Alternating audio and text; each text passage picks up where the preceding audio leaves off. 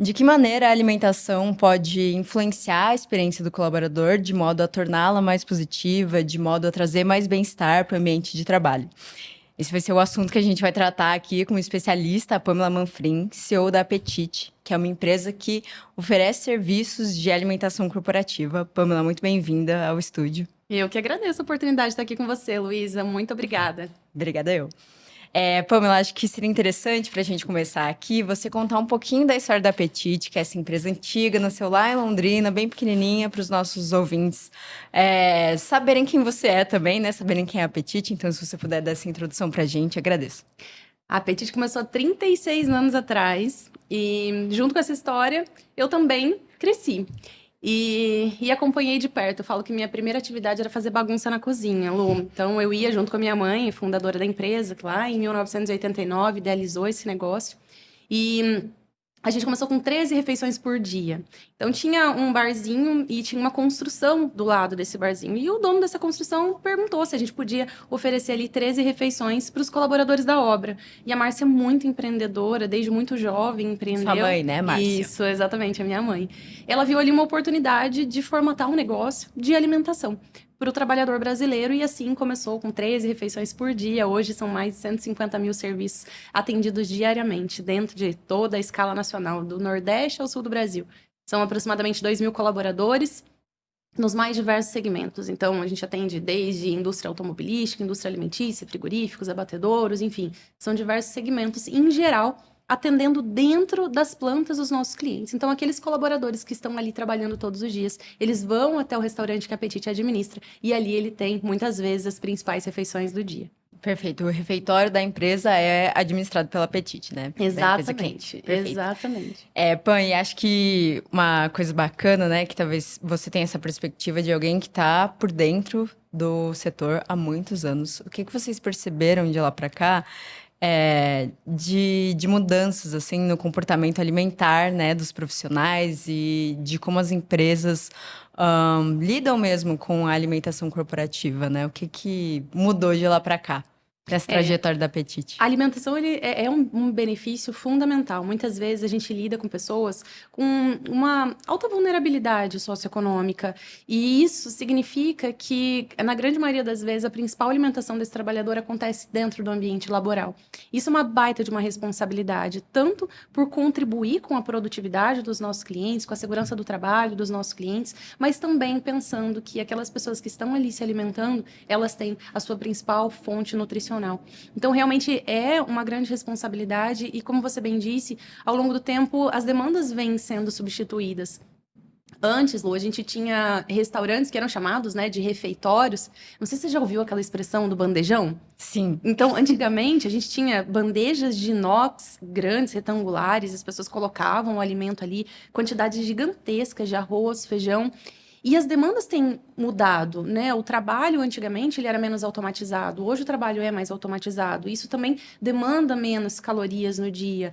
Mas não significa que demande menos qualidade, muito pelo contrário, as pessoas têm conhecido cada vez mais sobre alimentação saudável, têm conhecido cada vez mais sobre escolhas no dia a dia, o que colocar no prato, e isso exige da gente também uma adaptação na compreensão das demandas, as novas demandas do consumidor. Eles querem poder escolher, ter mais opções de escolha, eles querem alimentos que sejam cada vez mais saudáveis, eles querem acesso, muitas vezes, a ingredientes que não tem dentro de casa. E ali a gente consegue oferecer tanto o alimento quanto um serviço diferenciado para atender essas novas demandas. Maravilhoso. Pan, eu acho que seria interessante também você contar pra gente como é que vocês descobrem, né, como é que vocês pesquisam essas demandas e essas preferências e identificam não só no quadro geral, mas também nas empresas clientes que vocês atendam, né? De que maneira personalizar o cardápio e de que maneira entender as necessidades de cada lugar que vocês estão atendendo. É uma excelente pergunta que me abre uma ótima oportunidade para falar como a gente vem transformando a nossa forma de atender os nossos clientes.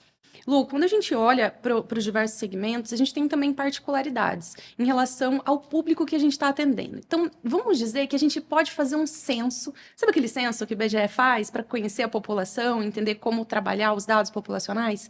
Nós também conseguimos fazer isso com a nossa base de clientes, por meio de pesquisas. Então, essas pesquisas nos orientam a fazer uma entrega cada vez mais personalizada para os nossos clientes, entendendo que num determinado momento eles têm anseios por um determinado serviço e no momento seguinte isso pode também se transformar. Os contratos de alimentação são contratos de longo prazo. Então, nós temos clientes de mais de 30 anos, assim como nós temos clientes que fecham um contrato para 24, 36, às vezes 60 meses. Vocês vão acompanhar a evolução das preferências alimentares dentro da própria empresa, né? Exatamente. Que é bastante interessante. Tudo muda. As empresas também mudam, a cultura muda, se adaptam. As gerações também estão mudando. E com essas mudanças todas, os serviços de alimentação também precisam ser transformados. E por isso que as pesquisas, estar próximo do RH, conhecer o público, as transformações, a estratégia da empresa, faz toda a diferença quando a gente quer oferecer um serviço que seja de fato valor para quem está consumindo. Seja para quem está contratando o serviço e quer realmente oferecer um benefício para o colaborador, ou para aquele que está de fato consumindo a alimentação, sentir que ali ele está sendo cuidado. Perfeito. Por falar em sentir que está sendo cuidado, né? Como que as empresas podem transformar o refeitório num espaço assim acolhedor, num espaço que favoreça a retenção de talentos, que favoreça, que esteja coerente, né, com a cultura organizacional? O restaurante ele é um período de pausa. E entender isso faz toda a diferença. Quando você entra no seu trabalho, ali você tem dedicação, você tem concentração. E nesse momento exige também, né, do nosso emocional, do nosso intelectual. E o momento da refeição, ele é justamente aquele intervalo que te permite respirar, dar um reset ali no emocional para começar de novo. Então, o restaurante é justamente esse ambiente que acolhe o momento de pausa. Imagina que você entra num restaurante e tá aquela bateção, aquele monte de barulho. Você já sai de um ambiente fabril que muitas vezes tem barulho. Entra num restaurante corporativo que não te permite descansar, ter um sossego, reestabelecer ali a energia para começar de novo a sua produtividade. Não é um restaurante que entrega a pausa necessária. Então, o ambiente do restaurante ele vai muito além só da nutrição.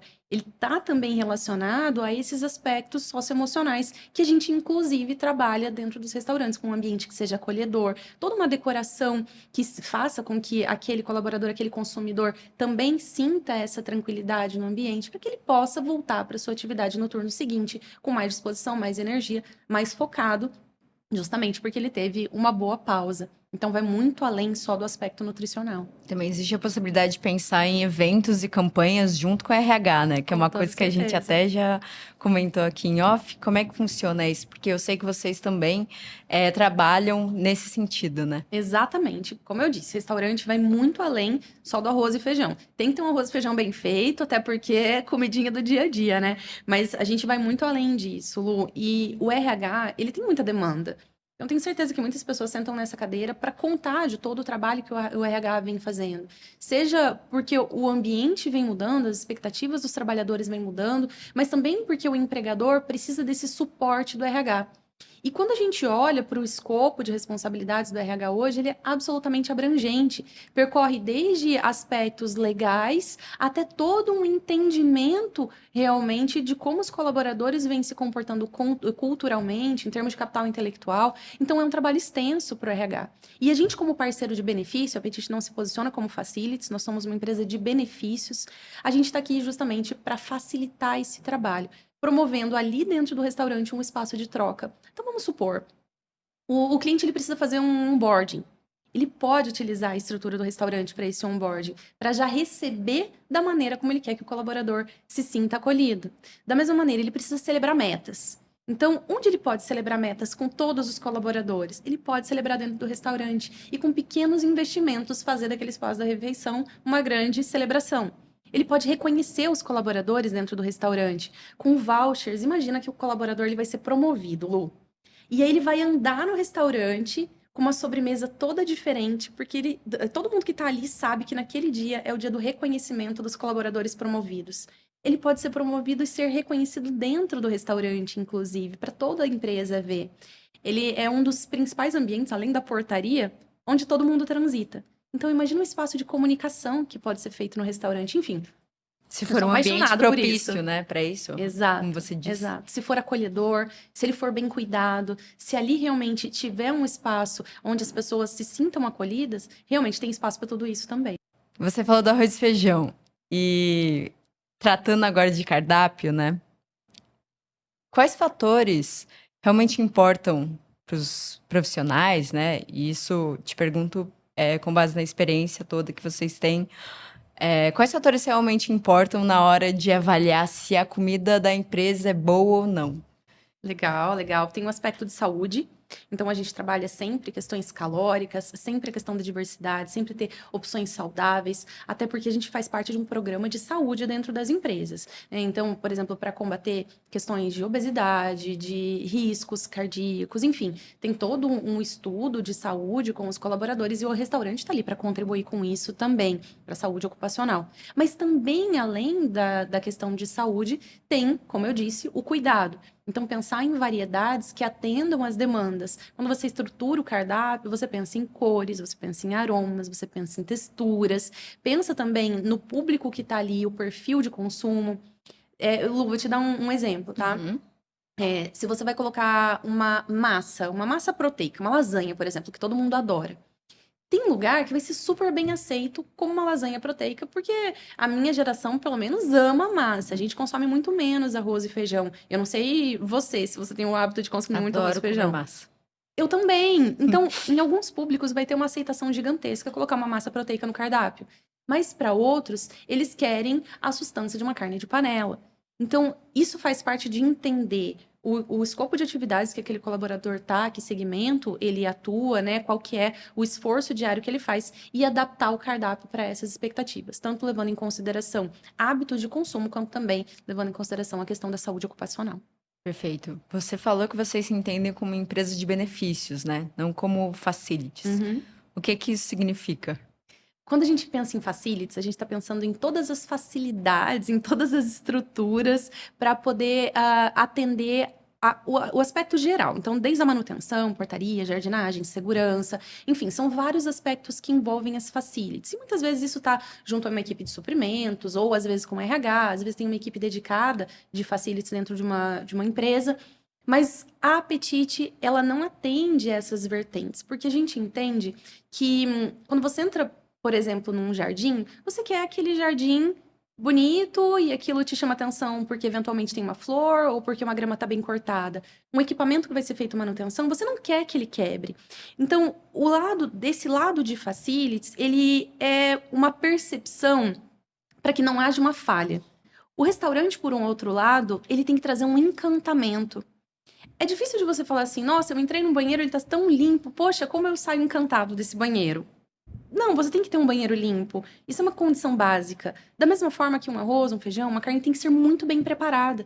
Mas o restaurante pode vir num aspecto de encantamento, diferente de uma estrutura de facilities. Então, nós entendemos que ali dentro do restaurante, nós podemos ir muito além no cuidado com as pessoas. Como eu disse, por meio de pesquisas, por meio de um estudo também populacional daquelas pessoas que estão ali e oferecer, além da questão nutricional, também uma série de aspectos que envolvam o cuidado com as pessoas. Ou seja, entender a alimentação como benefício é justamente perceber que isso tem tudo a ver com a experiência do colaborador, né? Como a gente está Exatamente. dizendo. Exatamente. E pegando esse gancho, queria te perguntar, Pan, quais você vê que são as tendências em experiência do colaborador hoje, quando a gente fala de alimentação corporativa, né? Tá tudo mudando, as expectativas vêm mudando e as experiências, elas são vivenciadas todos os dias, em todos os turnos. Você pode, sabe jogo mata-mata de final de campeonato? Uhum. Aproveitando que ano que vem ano de Copa, eu vou trazer essa analogia aqui. Vai chegando no final do campeonato, ou você ganha, ou você perde. Se você perdeu, você tá fora do campeonato. Restaurante é todo dia assim. E a experiência que você tem no início do almoço, ela precisa percorrer todo o serviço.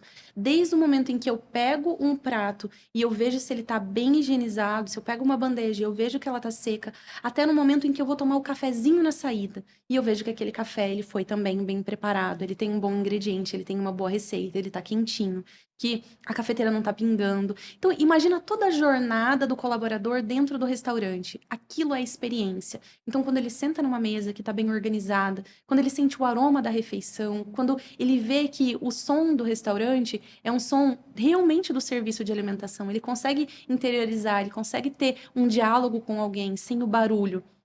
Isso é experiência. Quando você entra num restaurante e você percebe ali o zelo nos detalhes, isso é experiência. Porque alimentação é cuidado. Você cozinha?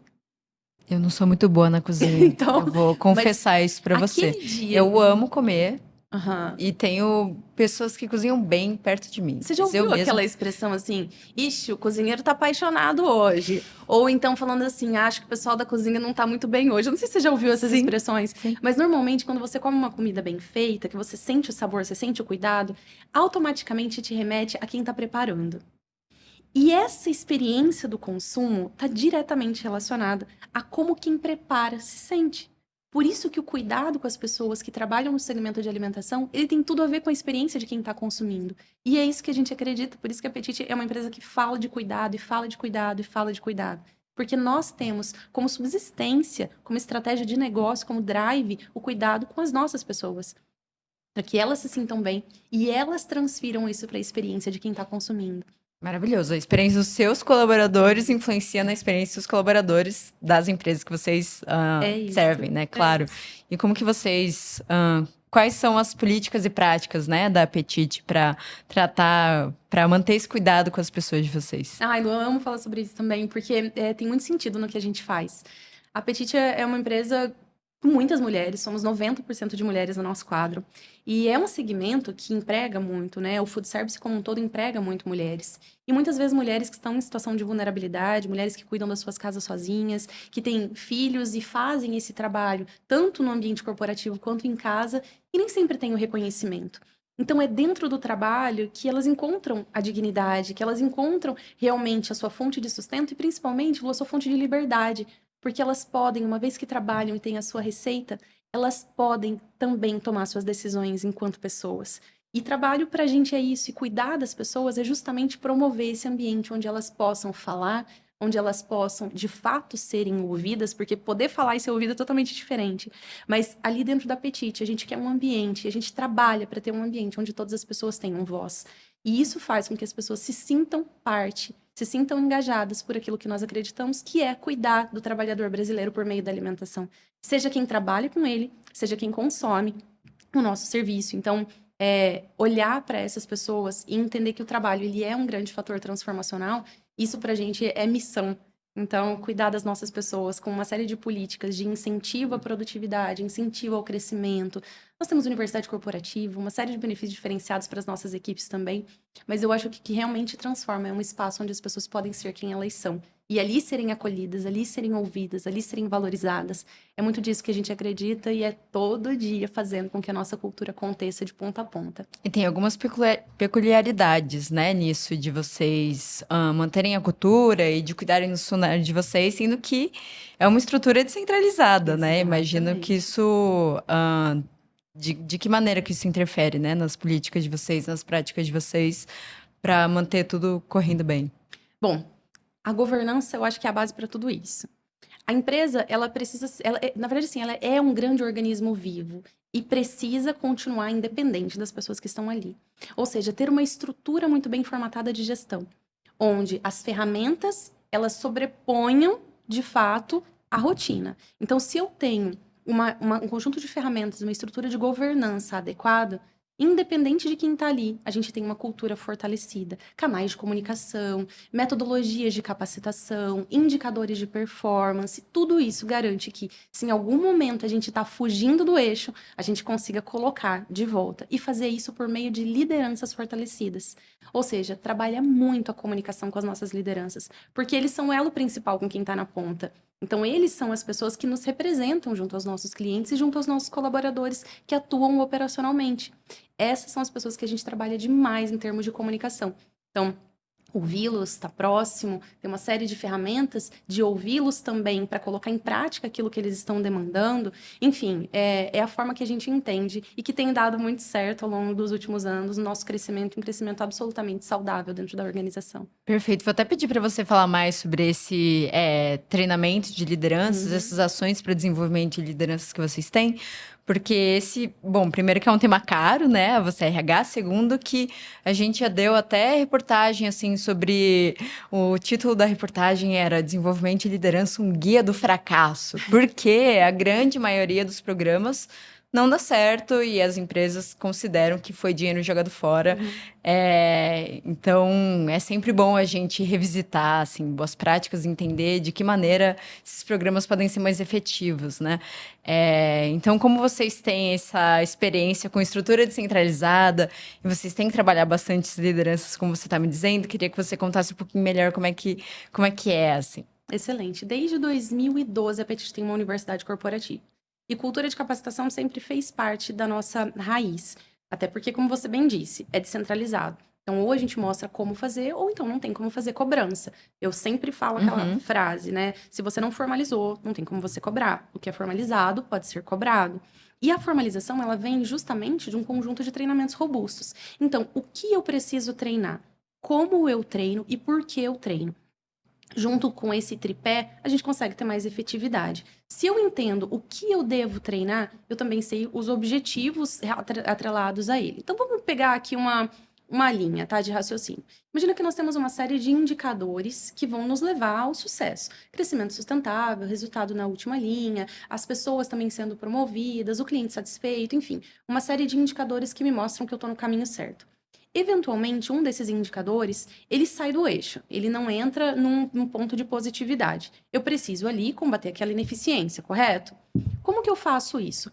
Ou eu tenho um comportamento inadequado, ou eu tenho ausência de conhecimento. Então, eu posso ter uma ineficiência por um desses dois caminhos. Ou porque alguém não quer fazer corretamente, ou porque não sabe fazer corretamente. A gente sempre vai partir da perspectiva de que as pessoas ainda não sabem. A gente acredita no ser humano. Então, as pessoas provavelmente não sabem como fazer corretamente. E aí entra o principal gatilho para capacitação.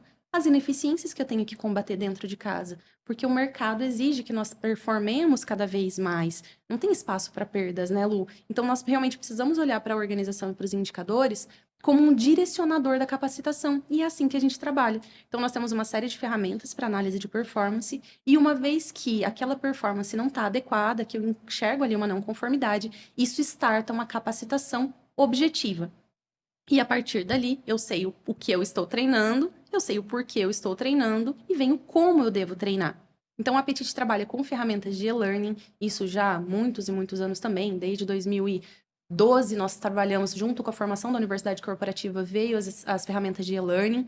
Nós temos dentro do nosso planejamento anual do restaurante, no mínimo 4 treinamentos mensais para 100% dos nossos colaboradores. E esses treinamentos, eles não são por uma baixa performance ou por uma não conformidade. São treinamentos obrigatórios que todo mundo tem que passar para atingir os objetivos da empresa.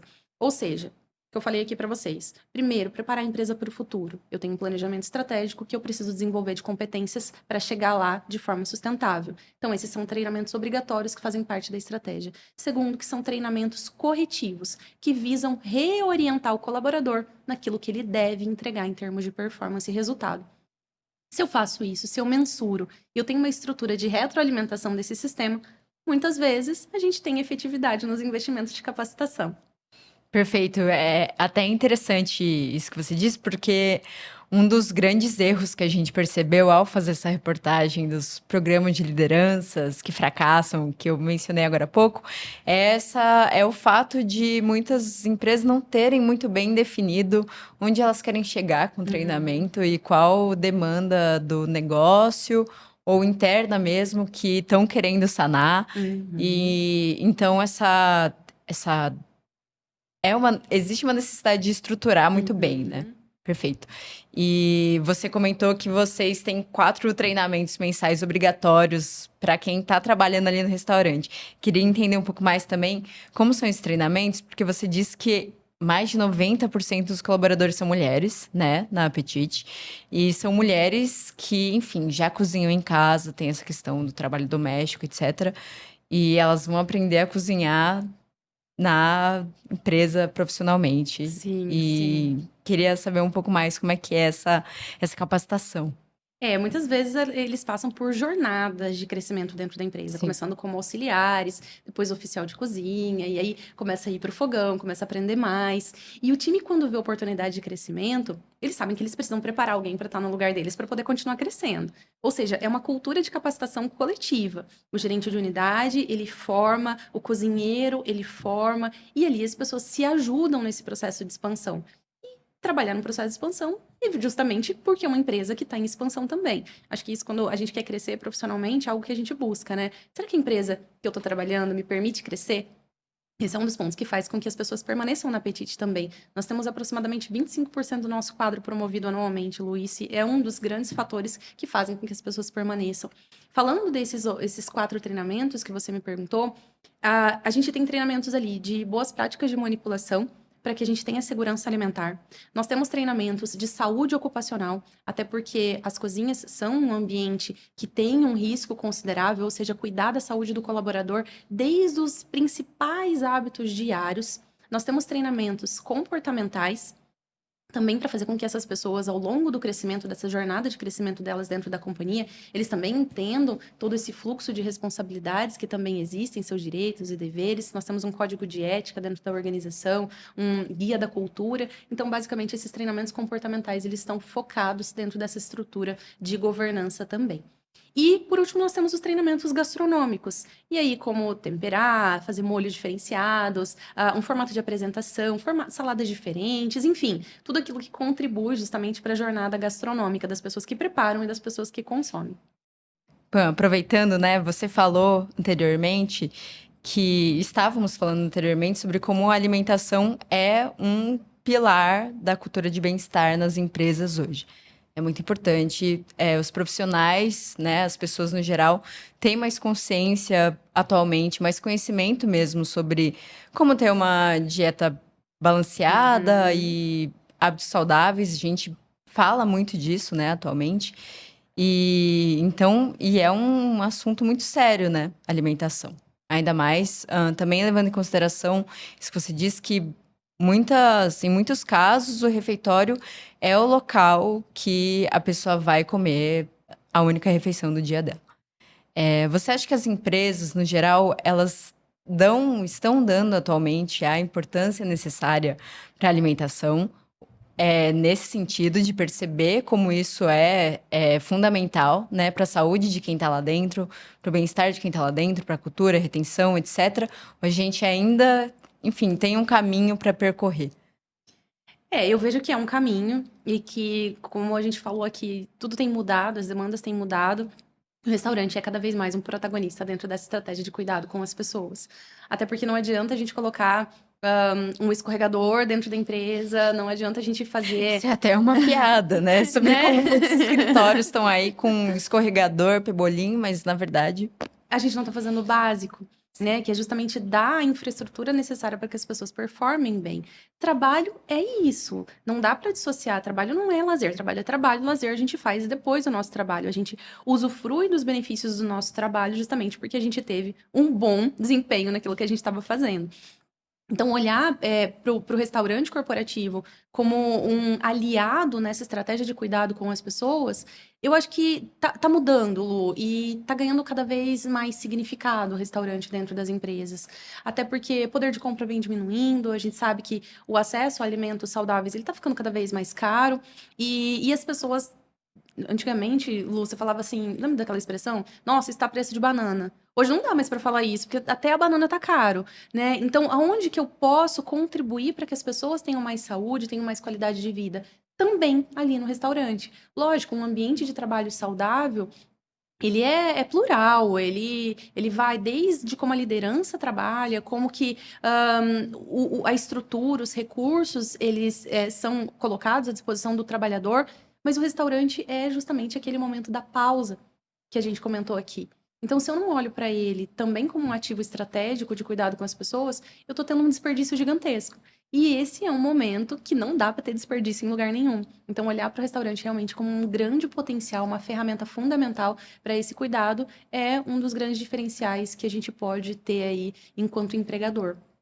Ainda falando sobre as escolhas e demandas, né, das empresas, você tem percebido também que E falando sobre futuro, né, de trabalho, você tem percebido também que as empresas estão demandando cardápios mais sustentáveis, estão de olho mesmo na sustentabilidade quando a gente fala de alimentação corporativa, estão querendo, ou até os colaboradores, né, tanto empresas, clientes de vocês, quanto os colaboradores dessas empresas, existe uma demanda por cardápios mais sustentáveis e com menos ultraprocessados.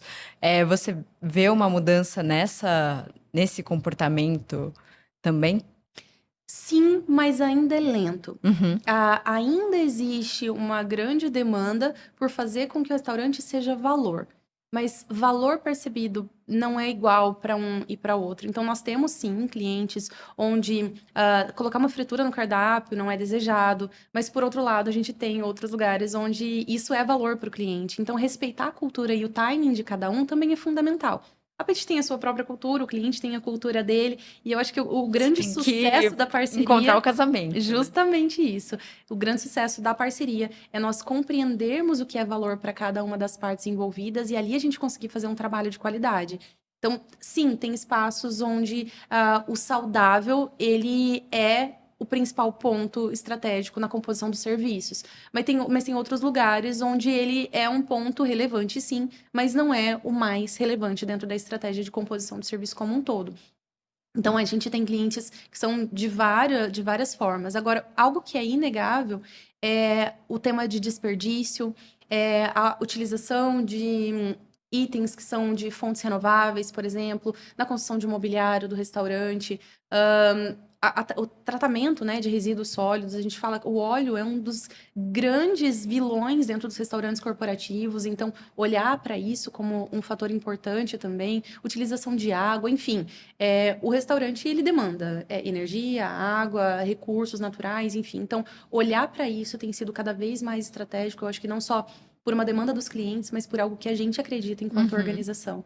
Perfeito. Bom, e esses aspectos estão na mão de vocês mesmo, né? Uhum. Ao contrário do cardápio, que é uma coisa combinada. Uhum. E é valor para o cliente também, né? E mostrar a importância disso acaba, inclusive, influenciando os hábitos dentro da empresa. Vou te dar um rápido exemplo. Quando a gente faz uma campanha de desperdício dentro do restaurante, o nosso objetivo não é só que a comida não seja jogada fora. Não é só isso. Mas é trazer uma consciência coletiva de que o desperdício ele também está na linha de produção. O desperdício também está na forma como eu gerencio os recursos dentro da empresa que eu trabalho. Então, o restaurante, mais uma vez, ele é um grande potencial de despertar de uma cultura que evita o desperdício. Então, uma campanha de desperdício, ela não precisa só levar em consideração o prato. Ela pode levar em consideração tudo aquilo que a gente usa como recurso para a nossa vida. E quem sabe até influenciar como trabalhador. Poupa seu dinheiro, investe seu dinheiro, não desperdiça dentro de casa e assim a gente fazer uma comunidade cada vez mais próspera. Como você falou, dá super para casar uma campanha ali do RH, de ESG, com o espaço do refeitório, né? Exatamente isso. É muito mais do que só o aspecto nutricional. O restaurante, ele é um grande canal de comunicação. E é assim que a empresa a Apetite, ela leva o seu serviço para os nossos clientes.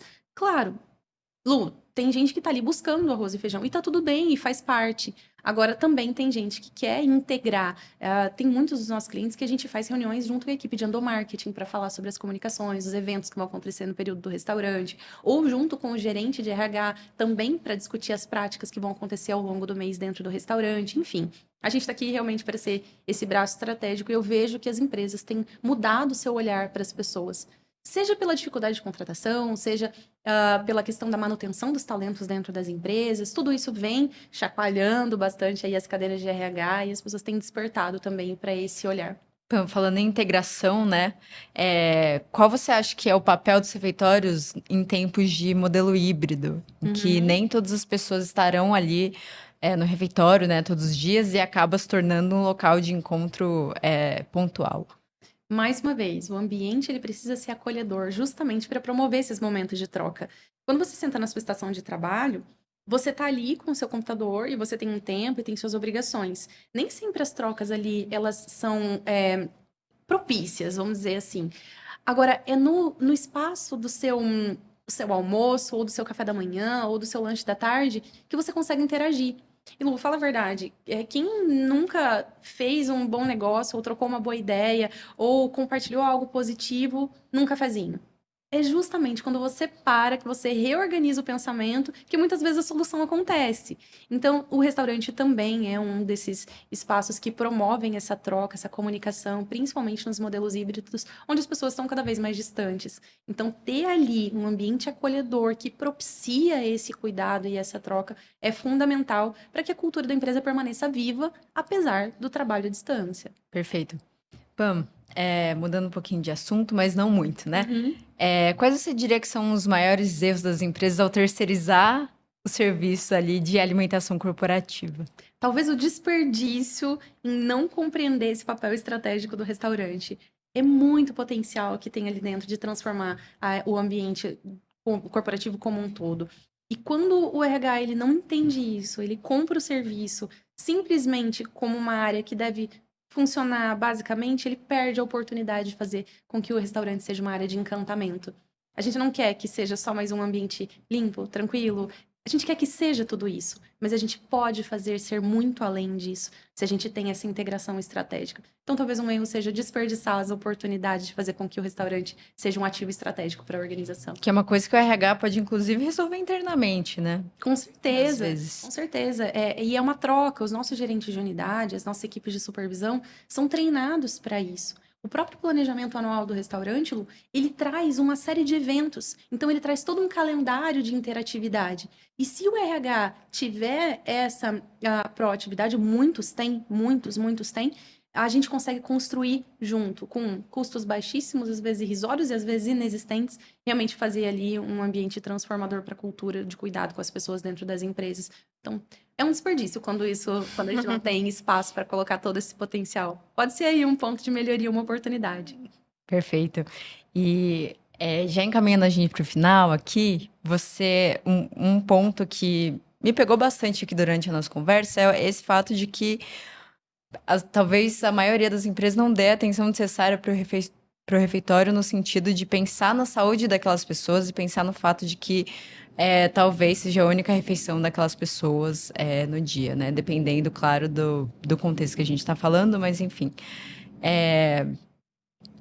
O que você acha que falta, né? Além de a gente falou aqui de cultura, que o RH está desperdiçando o refeitório, mas você acha que as empresas no geral já entenderam também a importância de você oferecer uma alimentação saudável e, e assim garantir o bem-estar dos próprios profissionais?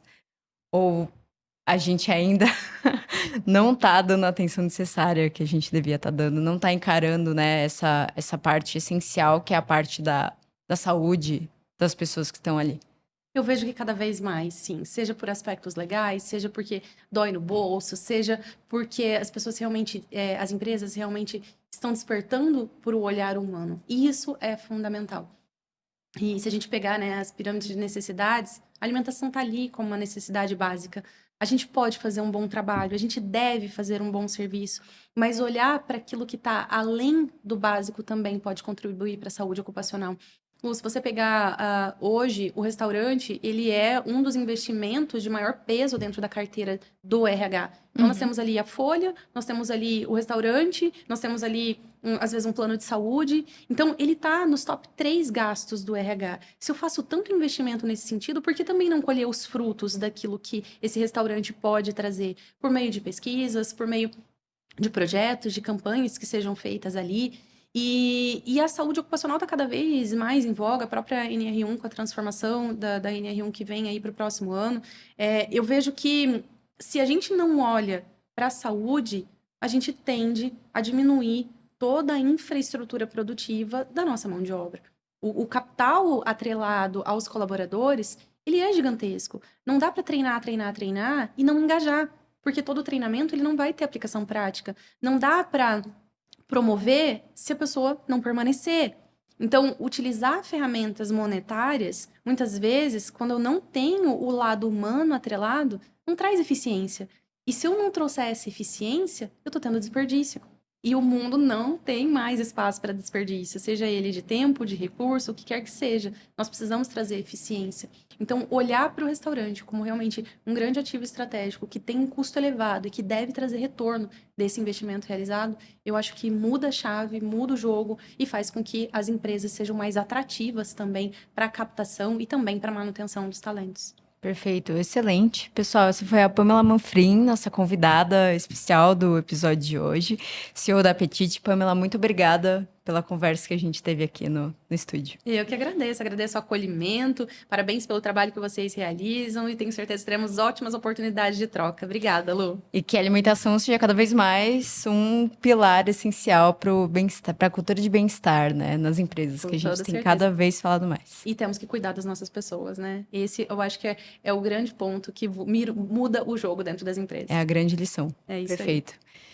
Bom, muito obrigada você que acompanhou esse episódio. Eu convido você a conferir os episódios anteriores, estão disponíveis no canal da Você RH no YouTube e no Spotify. E até a próxima.